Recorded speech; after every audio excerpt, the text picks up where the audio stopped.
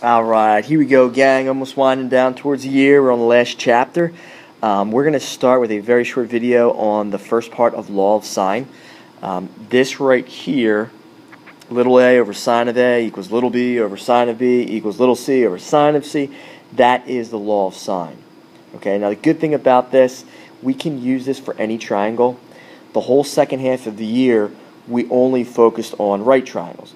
But now we're going to be able to find any angle or any side in any type of triangle by using this law of sine, and the next section will be law of cosine. Now, when we draw the pictures of the triangle, we have to make sure that everything that's uppercase, like this is uppercase A, uppercase B, uppercase C, those are the angles. The angles, or the sides, excuse me, are opposite the angles. So this is going to be little a, it's opposite angle A. This is going to be little c, which is opposite angle C. This is going to be side B, or little b, which is opposite angle B. So we have to make sure we draw the right triangle correctly, put the information in, and then somewhere in there, at least for this video, we're going to use these three ratios. Okay, let's look at the first one. So let's go down to the first one. Oops. Okay, go down to the first one. Let's zoom in here. Alright, okay. Now, this video, I'm just going to go over these two cases, angle, side, angle, or angle, angle, side. This is where you have two angles and you have a side, but when you have these cases, you're going to use law of sine. So if I draw this picture first, let's draw the picture first. Okay, let's say this is A, this is 32 degrees. Let's say this is B, this is 65 degrees. And let's say little a, right, this is opposite angle A, this is 56. Now it says solve for triangle ABC. So we're going to be given three pieces of information. I want to get the last angle, and I want to get the two sides A and B. So let's put this in red. What we need to find is this. We need to find angle C, we need to find side C, and we have to find side B. So everything in red is what I have to find. Well, if you're given two angles, it's very easy to get the third angle, because we know all three angles in a triangle have to add up to 180. So angle C is just going to be 180 minus the sum of 32 and 65. Okay, and if we do that, I'm just going to put it right on my calculator right here, 32 plus 65. We get 97, so 180 minus 97 is 83 degrees. So we figured that. Now if you look at the triangle, angle C is the largest angle, so that means side C is going to be the largest side. So if I want to solve for this, side C, I have to use law of sine.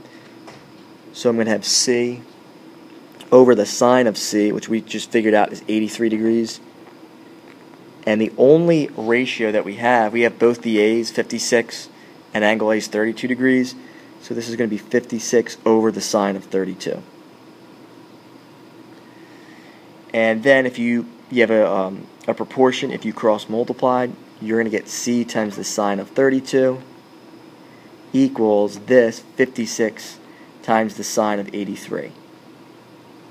Make sure you're in degree mode on your calculator. Then we just divide both sides by the sine of 32. So I get C by itself. And this expression on the right side, I divide this by sine of 32. You can put this entire expression in your calculator and it'll give you the C value. So let's look here. I'm going to put that in. So I'm going to have, let's see here, 56 times the sine of 83. Okay, for that you get like 55.58. Divide that by the sine of 32. Okay, and that you get to be about, I'm going to round this to the nearest tenth, about 105.9. And C should be the largest side. So now I know what C is. I'll cross that out. The only other thing I have to get is B. Well, I'm going to use law of sine again. But I'm going to do B over the sine of B. In this case, angle B is 65 degrees. And then I'm going to use this same ratio, 56 over the sine of 32. And I'm going to do the same thing after you cross multiply. I'll squeeze it in here. It's going to be B times the sine of 32 equals this, 56 times the sine of, what is it, 65? I'm kind of squeezing it in here. And then you want to divide by sine of 32 again. That cancels, so you have B. This is what B is going to equal. Okay, because I don't want to squeeze it in anymore. It's 56 times the sine of, was it 65? And then you divide it by the sine of 32. So just take that, put it in the calculator. So you have 56 times the sine of 65. Okay, it gives you like 50.8. Divide that by the sine of 32. And you get this, you get B, I'm going to round this to the nearest 10, it's about 95.8. Alright, so I'm just going to do that one. I'm just going to do number 1. But number 2 and number 3, it's either angle, side, angle, or angle, angle, side.